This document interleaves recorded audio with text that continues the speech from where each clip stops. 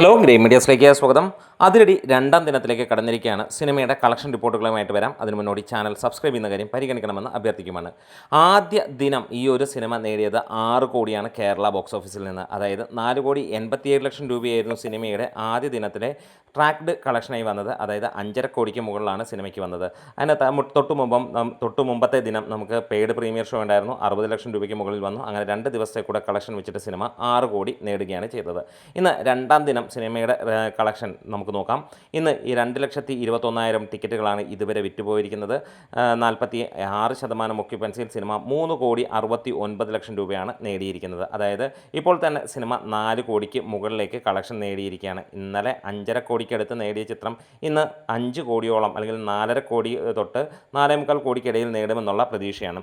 Kerala box ഓഫീസിൽ നിന്ന് ട്രാക്കിങ്ങിലൂടെ മാത്രം സിനിമ 9,16,00,000 രൂപ കടന്നിട്ടുണ്ട്. അതായത് സിനിമ 11 കോടിക്ക് മുകളിൽ കേരള ബോക്സ് ഓഫീസിൽ നിന്ന് ഇപ്പോൾ തന്നെ കടന്നിരിക്കുന്നു. വേൾഡ് വൈഡ് ആയിട്ടുള്ള ഒഫീഷ്യൽ അപ്ഡേറ്റുകളൊന്നും തന്നെ വന്നിട്ടില്ലെങ്കിലും ആദ്യ ദിനം 10 കോടി എന്നുള്ളതാണ് റിപ്പോർട്ടുകൾ സൂചിപ്പിക്കുന്നത്. അങ്ങനെയാണെങ്കിൽ 2 ദിവസം കൊണ്ട് സിനിമ ഏകദേശം 18 കോടിയോളം വേൾഡ് വൈഡ് ആയിട്ട് നേടും എന്നുള്ളതാണ്.